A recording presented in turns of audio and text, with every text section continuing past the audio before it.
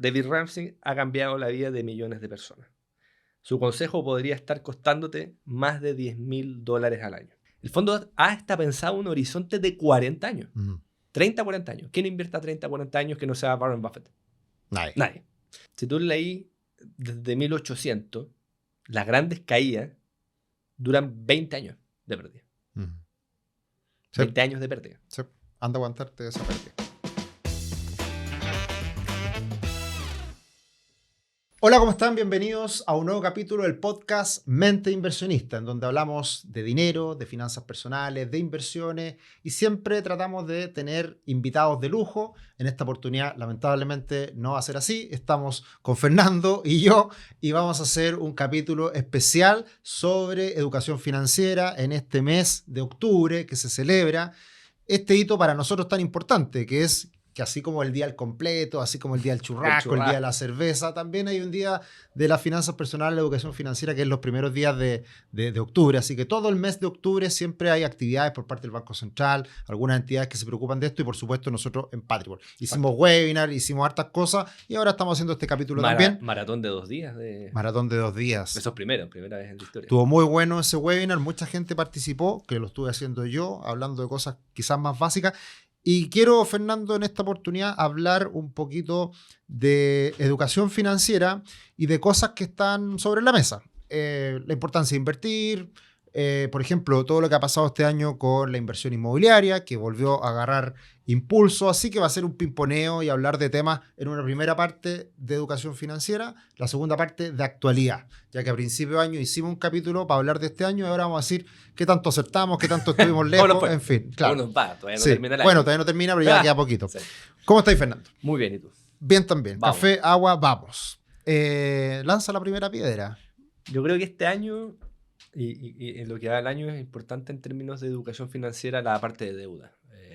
Desde el completo, si uno habla de inversiones tasas, pero también como persona, como han bajado las tasas, se ha activado el mercado inmobiliario, se ha activado el punto hipotecario, consumo, también han bajado fuertemente las tasas. Muy buen punto tocas, porque esa baja de tasas, que de repente uno lo ve en las noticias, que el Banco Central baja las tasas, tiene impacto. Sí. Y no un impacto del todo directo, pero ocurre, y ha ocurrido en los depósitos a plazo, en que han bajado considerablemente los depósitos a plazo por esa baja de la tasa, han bajado los créditos de consumo y ha bajado también la tasa de interés de los hipotecarios, sumado a este subsidio que apareció. Sí, ese subsidio apareció en julio, creo, ¿no? No me acuerdo ya. Sí, julio sí, más o menos. Mitad de año, un poquito antes que era un subsidio para unidades de 4.000 UF, abajo, por supuesto, es el tope, y te subvencionaban la tasa que a la rápida decía 60 puntos, o sea, un 0,6%, pero hoy día en la práctica se ve un 1%. Un 1%. O sea, estamos hablando de que si el promedio de tasa está en 4,5, hoy día está en 3,5, y de hecho hemos visto el Santander, el Chile,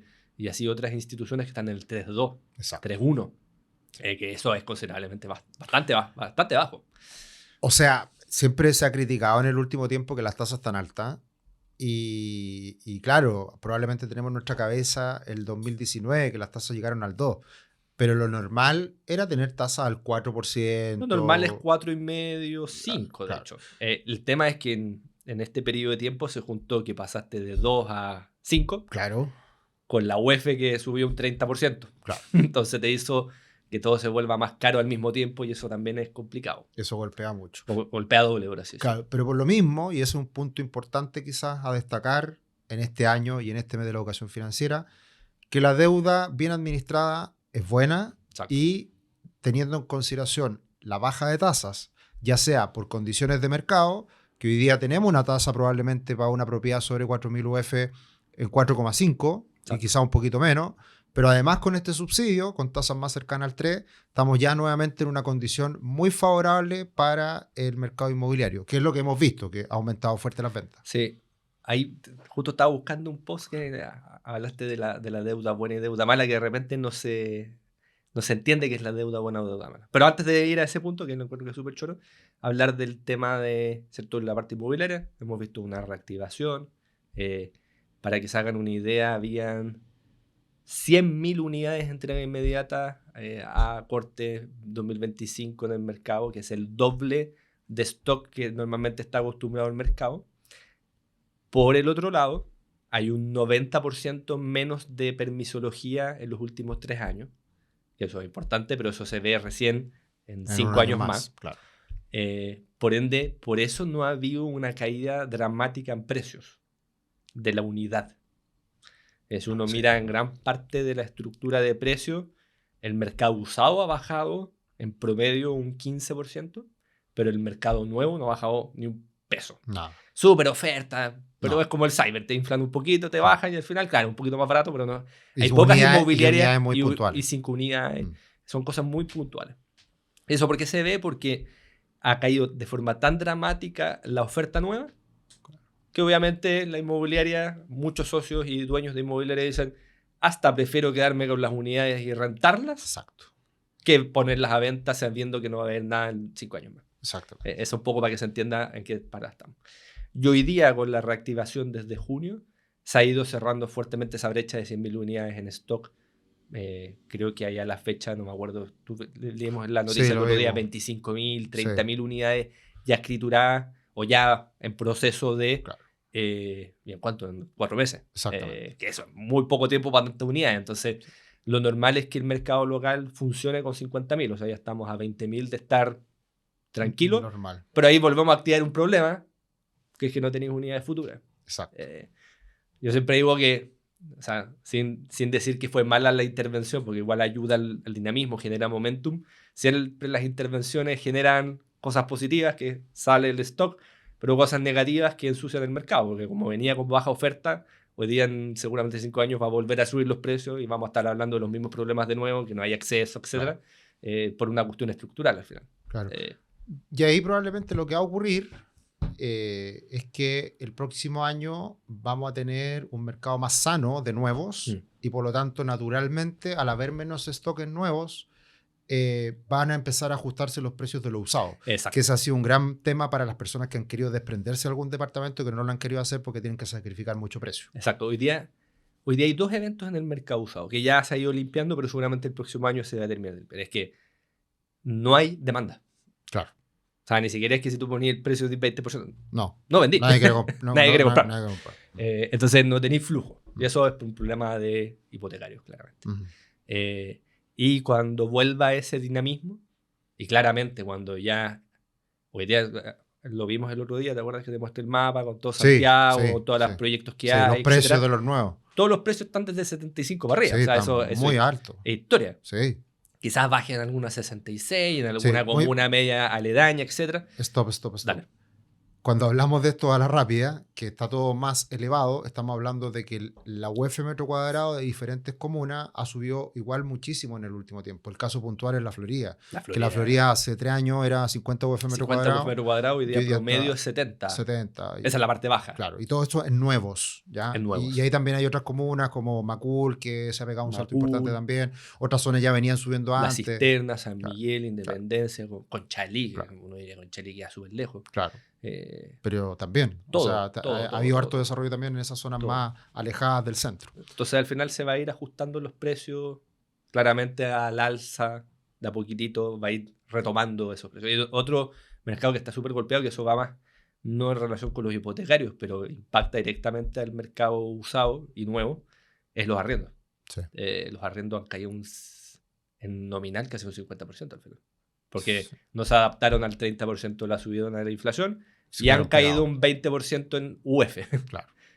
Por ende tenéis como un 50% de desajuste, que eso es harto. Es muchísimo. Muchísimo. Y eso también debería empezar a ocurrir una mejora también a medida que mejore la expectativa. Claro, eso va más alineado con expectativas de crecimiento y el salario finalmente real de la economía. Exacto, que eso es un proceso más lento que ya se está dando, pero que va a seguir en el futuro. Entonces todo eso yo creo que ha sido grandes hitos del 2025 como educación y que le ha pegado al bolsillo el cliente. Claro. Al bolsillo de las personas. Claro, o sea, nosotros que lo vemos con clientes a diario, ha sido un dolor el tema inmobiliario en el último tiempo. De decir, invierto, no invierto, hay oportunidades, no hay oportunidades, las tasas están altas, quiero vender una propiedad, no puedo. Ha sido un tema súper relevante. Y no solo el que invierte, el que está comprando su propiedad de uso, etc.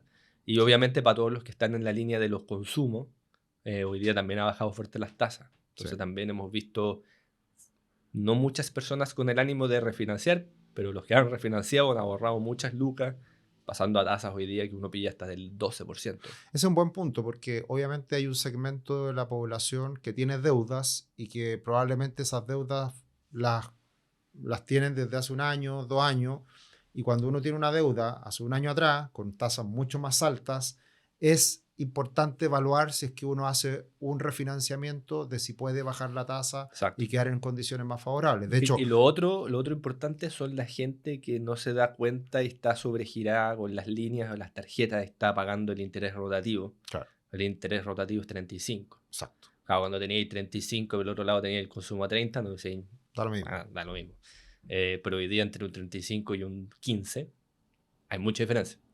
Ahora Eh, siempre todo esto depende mucho de la Del persona, perfil, de por los supuesto. Pero hoy día ingresos. Sí, estamos hablando de tasas no muy lejos esas, sí, las promedios. sí, Las tasas bajas hoy día yo he visto de 10 claro, de consumo. Eso es claro, bajo. eso es bajo. Y Eh, eso está orientado generalmente a un Cada un de perfil un alto poquito ingreso. más de alto ingreso. Sí. Y lo otro, bueno, la línea de crédito y la tarjeta de crédito y el interés rotativo diario.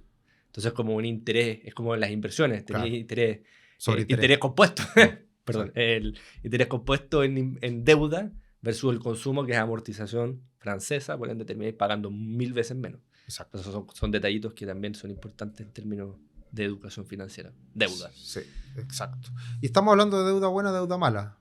Ibas a tocar un punto, me quedé Sí. ahí metido con lo que queríais decir. Sí, no, vi un post el otro día en LinkedIn que lo encontré muy bueno porque hay una corriente en Estados Unidos que siempre Estados Unidos como que dice, y nosotros tratamos de copiarle, Claro. que finalmente prácticamente vivir sin deudas es como Claro. el concepto. Entonces, De un señor muy conocido. David Ramsey, y hacía hartos libros, no Sí. solamente él, para no echarle la culpa a él. Voy a leer el texto entero y lo voy a resumir rápidamente, pero David Ramsey ha cambiado la vida de millones de personas.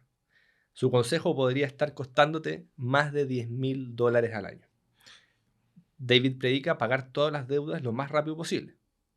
Para alguien ahogado en deudas de tarjetas de crédito, línea, consumo, claramente le va a cambiar la vida, que es lo que estamos hablando hoy día. Sí. Pero es aquí donde su consejo deja de funcionar. La deuda buena puede trabajar a tu favor, no en tu contra si sabes cómo usarla. Por ejemplo, pagar tu hipotecario más rápido te está haciendo perder dinero. Las tasas aquí está la matemática a 10 años. Tu tasa hipotecaria es un 5%. El mercado de forma conservadora va a promediar entre un 7 y un 8 a largo plazo. Si pones $100,000 o en este caso 100 millones de pesos extras al pago de tu hipoteca o 50 millones extras al pago de tu hipoteca, te estás ahorrando 24 millones en intereses o $24,000 en este caso, está todo en versión Norteamérica. Claro. Si inviertes esos mismos $100,000 o 100 millones de pesos, en el mercado ganas 115, resultando en $91,000 o 91 millones de pesos de ganancia neta al invertir. Tu patrimonio crece de 100 a 215. ¿Y para qué hablar a 20 años? La diferencia entre ahorrar 48 en intereses o generar 366. La mejor estrategia para quienes tienen altos ingresos: mantén tu hipoteca de bajo interés, invierte en vehículos fiscalmente eficientes, usa el apalancamiento de forma conservadora y eficiente para construir tu riqueza. Lo encontré bien interesante, ¿por qué? Porque, volviendo al punto de la deuda, y especialmente hoy día que hay tanto contenido en YouTube, Instagram, TikTok y todas estas redes que sabemos, claro, hay muchas cosas que se ponen de moda, como exacto, en su minuto, bueno, que siempre sigue de moda, pero en su minuto Tony Robbins con el libro Invierte en el S&P y olvídate casi. siempre doy el ejemplo. Ahora se ha vuelto muy, muy repetitivo escuchar pagar rápido todas tus deudas y olvídate, especialmente las grandes. Que eso, claro, tiene un lado positivo, que es sanidad mental quizás, pero estáis dejando mucha pelota sobre la mesa. Sí. Yo siempre hago el mismo ejemplo, porque nosotros nos encanta leer libros de finanzas personales, así que nos hemos leído todos los libros del último tiempo, que son principalmente autores norteamericanos. Exacto. Y que estos autores norteamericanos hablan de la bolsa norteamericana. Exacto. Y por lo tanto todos predican invertir en el S&P 500, sin ponerse los zapatos de lo que significa vivir una caída del 30-40% por un tiempo prolongado.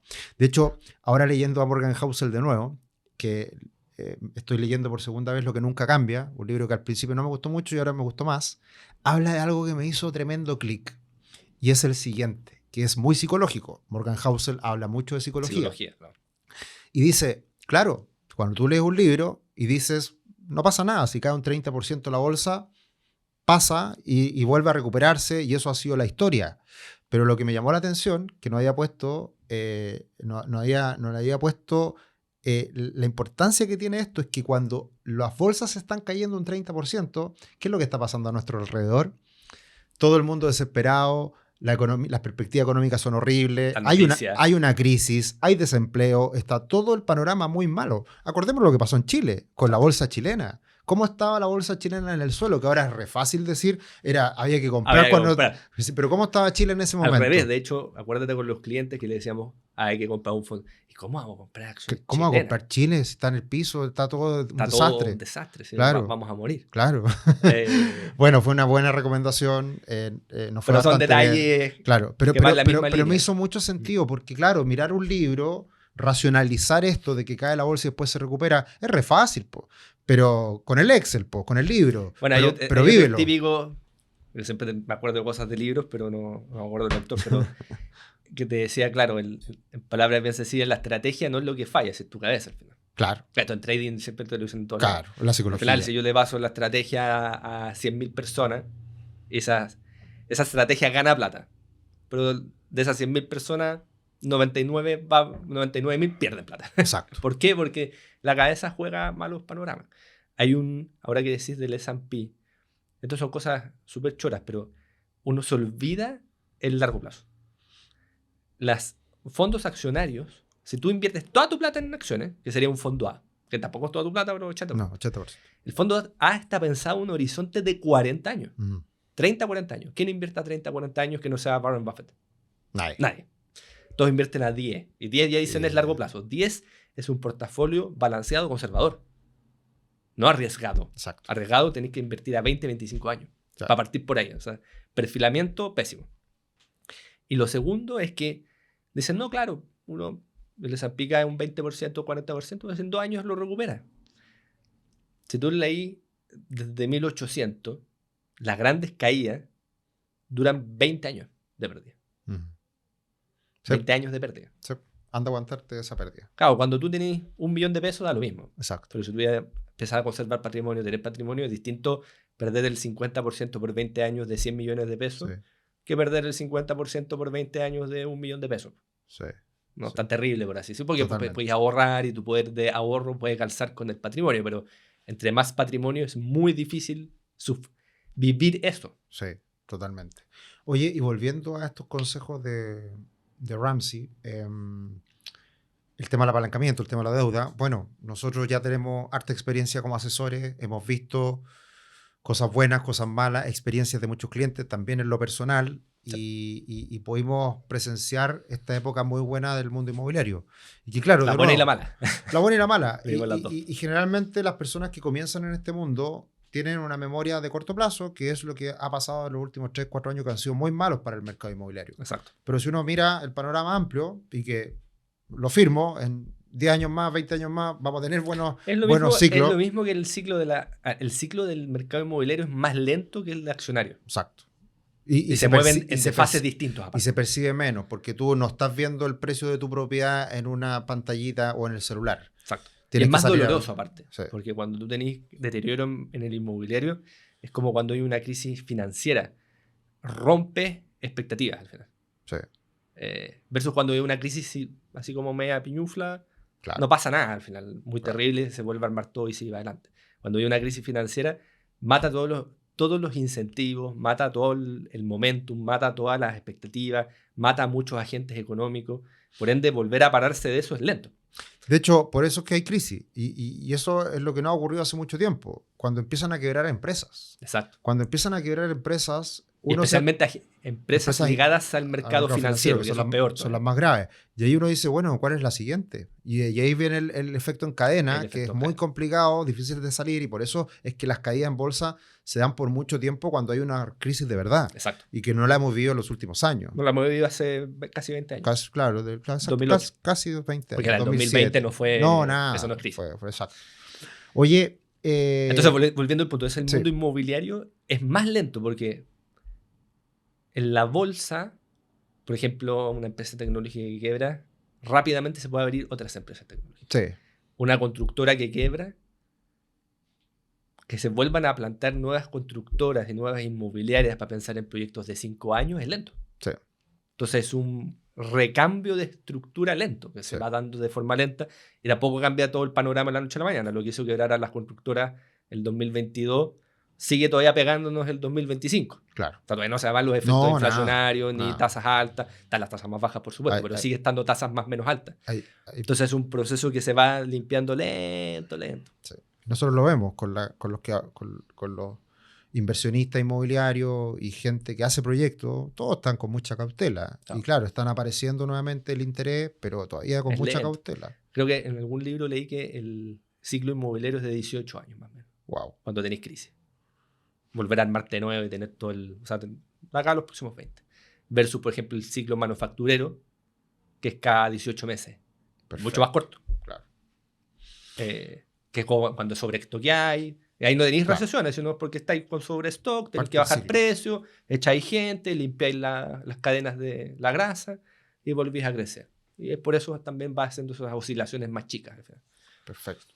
Oye, ya, pues hicimos un repaso general de cosas que han pasado este año y ligado a la educación financiera, deuda, poquito de inversión, hablamos del S&P 500, hablamos también del cambio en las tasas, de este subsidio que ha sido bueno, y pasamos al S&P 500, a Estados Unidos, al mundo. Nosotros a comienzo de año hicimos un capítulo en donde nos lanzamos con algunas perspectivas. Yo lo que me acuerdo de esa conversación era que iba a ser un año volátil, porque venía Trump y por lo tanto íbamos a tener mucha volatilidad.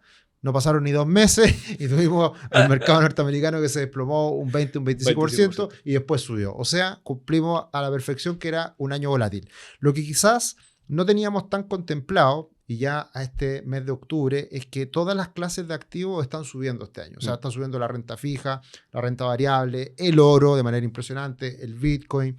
Y lo que ha ocurrido también, que es llamativo, es algo que no pasaba hace muchos años, y era que otros mercados fuera de Estados Unidos subieran más que Estados Unidos. Exacto. Y este año ha subido mucho Europa de manera impresionante, han subido los mercados emergentes, ha subido Chile bastante también. Entonces hemos tenido ahí, yo creo, un buen viento de cola, como se dice, que Estados Unidos esté más o menos bien, más o menos normal, que igual le ha ido bien, pero con harta incertidumbre, pero bien. Y ese bien de Estados Unidos hace que todo el mundo esté mejor. Exacto. Y todo esto en un contexto en donde ya definitivamente Donald Trump le ganó el gallito a Jerome Powell. Yo creo que independiente de que la Reserva Federal sea absolutamente independiente, autónoma, esa presión política es muy fuerte. Y si no es él, es el que viene en abril. Exacto. Así que tampoco...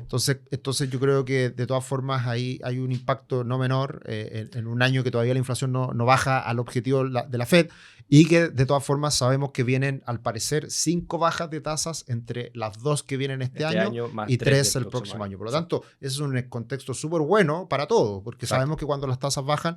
y no recesivo.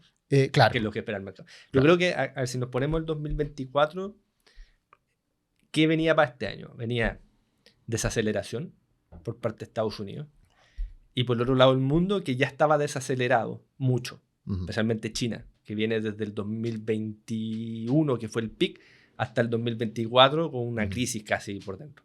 Que todos decían que prácticamente China iba a desaparecer. Bienvenido sea. Que el mercado inmobiliario casi se iba a caer también a pedazos, ¿te acordás? Con el Evergreen y todos sabemos que China funcionaba con impulso, y estábamos viendo el 2024 a finales, ¿te acuerdas? Impulsos importantes de China, por ende, ¿cuál era la tesis? Era, si anda todo relativamente bien, como China va a impulsar tanto, va a arrastrar finalmente a los emergentes, que somos todos nosotros que dependemos de China.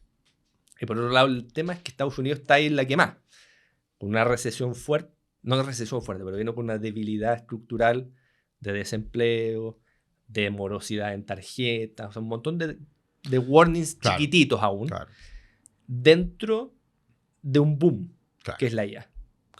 Y ahí vienen, que siempre el cara y sello era, un grupo dice, oye, hay una desaceleración que le va a pegar a todos por igual, y otro es, ojo, acá estamos en una burbuja, le puede pegar a todos igual, pero hay que aprovecharla, que es la IA. Que finalmente yo creo que terminó... Si uno mira el retrovisor ahora, ya siendo octubre, ganó esa hipótesis. Sí. No así en el mercado general, porque uno mira el S&P Equal Weight, el Small Caps, Ujú. mira todos los sectores que no sean tecnología, Claro. han rentado un 5% en el año. No es una caída de un 25%, no es una recesión, Ujú. pero no hay rentado. Eso significa que algo no está generando momentum en ese mercado. Claro. Y por ende, porque está muy ligado a la economía real, que la economía dura sí está sufriendo. Claro. Y claramente se está viendo en los retornos de esos activos. ¿Dónde ha estado en Estados Unidos el retorno plausible? IA. Todo lo que sea IA y las 7 magníficas, que las 7 magníficas en el mercado creo que son la forma que se refleja en la IA. Claro, Porque porque las igual hay otras empresas de empresas. IA no cotizan en bolsa. Claro. Al final OpenAI, Grok, ¿cómo se llama? Astrofix, DeepSeek, cosas por el estilo. Ninguna de esas cotiza técnicamente. Figuraí, por ejemplo, también. Todas esas son empresas privadas y si uno mira los múltiplos por dentro del mundo privado, por ejemplo, Figuraí, que se valorizó el mes pasado 14 veces en un año. Wow. Aumentó 14 veces su valorización. OpenAI, la misma historia. Claro. La empresa de Elon Musk de ahí también, que es XAI, también la misma cuestión. Entonces, ahí, en ese mercado privado, donde se han visto revalorizaciones, cuando uno dice una burbuja, en verdad no está pasando en el mercado público, está pasando en el mercado privado. Y la gente no ve esa cuestión porque el mercado privado es muy oscuro. Exacto. Y hay pocos fondos, no hay cotizaciones diarias, pero ahí se está pagando trillones y trillones diarios por esa cuestión. ¿Y dónde viene el otro impulso importante? Que yo creo que eso sí quedó totalmente fuera del radar de cualquier analista, es la inversión brutal que está haciendo Estados Unidos en data center. O sea, esa cuestión ya en 2033 van a ser $2 trillones invertidos en data center. Al 2024 finales se llevaban 160 billions. Y 160 billions ya era una brutalidad de plata, y era comparado con el 2000 era casi 10 veces lo que se estaba invirtiendo en el 2000 por internet. Increíble. Y ahora se va a invertir, o sea, 160, una alpargata va comparado con 2 trillones. Entonces, es una cantidad de plata, yo diría, que es muy, muy, muy, muy, muy sobre cualquier persona que lo esperaba. Y toda esa plata la están poniendo empresas, de sus ahorros, o sea, de su apalancamiento, un porcentaje importante, pero también plata fresca, que eran utilidades retenidas por muchos, muchos, muchos años, y que la están poniendo a trabajar hoy día, que es CAPEX libre. Claro. De hecho, lo que se ha dicho al respecto es que se está creando detrás la infraestructura necesaria para que todo esto sea posible en el futuro, porque todavía estamos recién partiendo con este tema de la IA. Y por lo tanto, ahí la pregunta es, ¿quién va a ganar plata con esto? Hay un... Bueno, antes de meternos ahí, porque estamos metiendo como proyecciones para... Sí, antes de... todavía esa va a venir a fin de año o principio del próximo, todavía no. Pero para repasar el año, entonces, Estados Unidos, todo lo que no es ya, para rentar un 5 lo mismo que el depósito de plazo, para ponerlo en perspectiva. Claro. Y ajustado a peso, casi un poquito menos. Y que ha sido un poco la dinámica de los últimos años de la economía más tradicional, las empresas más tradicionales norteamericanas. El S&P lleva un 12 en el año. Sí. Que es la media de retorno y un poquito más arriba. Sí. Tampoco es un retorno brutal para toda la euforia que hay. Es cierto. No es así, wow. Claro, si lo compraste en los mínimos del 2000, de Claro. abril y te pegaste el rally, solo el rally, sí. Pero si te vas en el año, es un retorno normal. Y después todos los otros activos han rentado mucho mejor y al mismo tiempo el dólar ha caído un 10%. Por ende, no sé, pues si Europa ha rentado un 15, en verdad un 25 en dólares. Claro. China lo mismo y así sucesivamente. Entonces, dólar a nivel internacional. Ha caído fuerte el dólar a nivel internacional. Todavía está alto. Una caída fuerte del dólar debería ser un 20% más. Claro. Aprox. Sí. Entonces, ¿qué sí se dio este año? Es debilidad, impulso en China, emergentes corriendo. ¿Te acuerdas que hablábamos? Emergente tenía valorizaciones bajas y si se activa un impulso en China y no pasa nada muy raro, exacto, va a correr emergentes como con todo. Y todo lo que es tecnología también ha corrido mucho. Que también era una de las hipótesis. Si Estados Unidos está mal, igual si sale más o menos todo bien, va a correr tecnología, y si sale todo mal, todo va a caer. Al final ahí nadie se salva cuando hay recesiones fuertes. Claro. Que finalmente eso. Y por el otro lado, las tasas siguen estando atractivas. Finalmente tenéis fondos en Chile de tasa, bueno, el depósito está el 5, pero ya te vaya bonos mediana duración, está ahí el 7, sí, con un poquito peor de calidad está ahí el 8, te vaya deuda privada hasta ahí el 10, entonces podías armarte un portafolio de un 8. Todavía con palabras buenas en ese- tasas a pesar de la baja de tasas. Un 8, a la fecha le estáis ganando a todos los Estados Unidos menos IA. Claro. Si te vayas al S&P, entre un 8 y un 12, por ende un agresivo igual tiene que combinar las dos cosas, pero un conservador está tirado para atrás todavía. Sí, O sea, sí. no tiene por qué sufrir por no haber estado en el S&P o en emergentes. Y Chile también ha corrido, Y ahí, llevamos de hecho, un 33% en el año. de hecho, ahí te quería llevar a Chile, de que haciendo la conexión con Chile, en Chile no ha caído el dólar como ha caído a nivel global. Yo creo que todavía está impactando harto el escenario interno. Yo diría que son dos cosas, ¿eh? Escenario interno y diferenciales de tasas contra países no de misma calidad, pero sí mismo ticket de región. Ok, O sea, Chile hoy día es como, para ponerlo, es Japón versión desarrollado. Haciendo claro, su... claro. En Asia, Japón, Japón tenía tasa al 2, Estados Unidos tenía al 4, tenía un yen hecho claro, pebre contra un claro, dólar. claro. Si bien ha corrido el dólar, o sea, ha perdido valor el dólar, el yen no se ha movido por ese efecto mismo. Y en Chile está ahí al 4 y tenías un Brasil a un 15, Claro. tenía un Colombia a un 10, tenía un México a un 10, a un 9, tenía un Sudáfrica a un 9. Claro. Entonces, todos los grandes institucionales todavía están haciendo carry contra otros países, contra Chile. Claro, Eso sí o sí le va a pegar mientras tanto se estique esos diferenciales. es verdad. El ser correctos en política, no haberse gastado todo, el tener la inflación más controlada, hoy día nos está jugando también un efecto no menor. ¿Cachai? Es verdad. Y yo creo que en la última semana, igual al estar cerca de las elecciones, yo creo que Sí, también, eso también impacta. algo impacta. Y yo creo que quitando esa variable, que ya falta poco, yo creo que ahí nos podemos ajustar más al dólar a nivel global, en que hace rato nosotros estamos pensando que un dólar en 900 900 es es lo como lo más, más normal. lo más normal. Y por lo tanto, ¿por qué hago ese punto? Porque si es que el dólar se nos va a 900, Perdiste toda la rentabilidad del S&P del año. exactamente, perdiste gran parte de la rentabilidad afuera y por lo tanto, por lo mismo, activos chilenos pueden seguir siendo atractivos hoy en día. Por un lado, la bolsa chilena, que ha andado muy bien, y por otro lado, todo lo que es renta fija, que ha andado muy bien en el último tiempo, con Exacto. poco riesgo, Exacto. y además factor moneda también es un tema que va a ser considerado en los próximos meses. Entonces, Exactamente. yo creo que ha sido un año muy bueno en general. Pero ahí es importante de aquí al cierre en qué fijarse y qué cosas pueden seguir de aquí. Hagamos la proyección de aquí a diciembre nomás, porque después vamos a tener que hablar del 2026. Sí, pero grandes píldoras. Claro. Yo creo que de acá a diciembre la gran duda es qué pasa con las tasas afuera. Por Si eso se hoy día está concreta. moviendo los mercados prácticamente. Si se concretan definitivamente esa visión. O sea, las dos yo creo que vienen los Sí. recortes. El tema es ¿qué deriva de eso?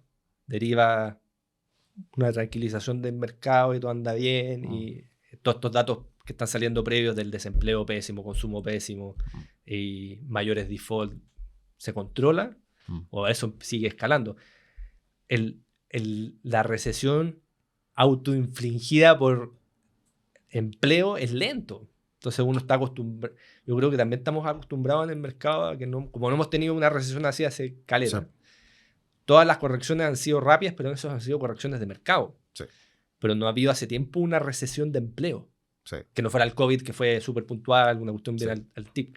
Y las recesiones por empleo son lentas. El otro día hacía un análisis que el empleo va muy directo de las tasas. Y como nunca antes, como no habían subido tan fuerte las tasas a nivel histórico tan rápido, procesos de subidas de tasas duran 3 a 4 años. Antiguamente. O sea, desde el 2015, la última subida de tasas fue el 2019. Del 2019 para atrás. Okay. Por ende, 3 años subiendo tasas. Sabemos que esos 3 años subiendo tasas significan que esas tasas se traspasan más o menos en 5 años. Y que normalmente, por ende, se demora 5 años el proceso en enfriar fuerte la economía. Claro. Ahora tuvimos un año de subida de tasa de 0 a 5. Claro. Y recién estamos en 3 años de eso. Verdad. Y recién está empezando a darse los primeros signos y debilidades en el empleo. Y el empleo en Estados Unidos sabemos que es una variable súper fuerte porque... Mucho consumo. Mucho consumo. Sí, es que bueno, yo creo que lo que ha pasado en los últimos años es eso, que tenemos ciclos más rápidos y en todo sentido, y que algo que quizás todavía no pasa y ha sido la gran incógnita del último tiempo es la inversión en las tasas, que es un buen predictor de recesiones y que eso no ha llegado hasta ahora y no sabemos si va a llegar. Exacto. Y ahí es, ok, ¿se tomaron las políticas adecuadas para lograr sortear esta situación O, como muchos dicen, en algún momento En algún va a momento pasar. pasa y no sabéis cuándo. Claro, El claro. tema es que como esto de que hoy día el mercado es más rápido, esa cuestión yo nunca me la compro. ¿Por qué hacen más rápido? Si finalmente la transferencia de hipotecarios, o sea, volviendo al ejemplo de los hipotecarios. No, yo creo que Tú algo tenías tasa 1 Sí. y ahora te la subieron al 8. Todos los hipotecarios no pasan del 1 al 8 en un Claro. minuto. Especialmente si subiste las tasas en un año. Recién en 3 años estamos viendo que ya están en promedio en 4. Mm. Y lo mismo pasa para las empresas. Estaba ya al 0. Todo tu stock de bonos que lanzaste al mercado no pasaron de 0 a 8 o de 0 a 5 Es de un verdad. día al otro. Es verdad. Entonces, la economía sí es lenta. Sí, Quizás el mercado hoy día y como pensamos y la información es Sí. súper rápida, pero la economía es lenta. sí. Y eso no va a cambiar. O sea, al Mm. final, el refinanciamiento, sacar créditos para los hipotecarios, todo eso es lento. Mm. Y se va generando ese traspaso del crédito a la debilidad en 3 años, 4 años. Y recién estamos hoy día en ese. Por eso Mm. hay un grupo de analistas, que es BCA particularmente, que dice, oye, las tasas sí están pegando.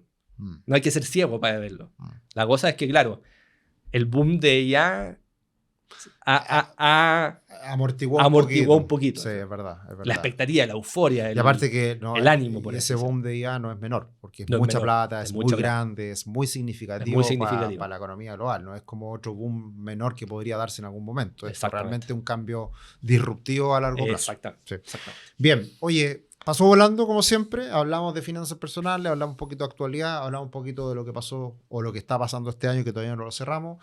Así que bueno, queríamos hacer un capítulo como para hablar en resumen de lo que hablamos con los clientes, de lo que hacemos en los webinars, de lo que hablo yo también en la visión semanal. Al final es como recopilar un poquito De de información. información que yo creo que lo vamos a tener que hacer esto cada cierto tiempo. Yo creo que Mm. es un buen espacio como para poner la pelota al piso y sacar todo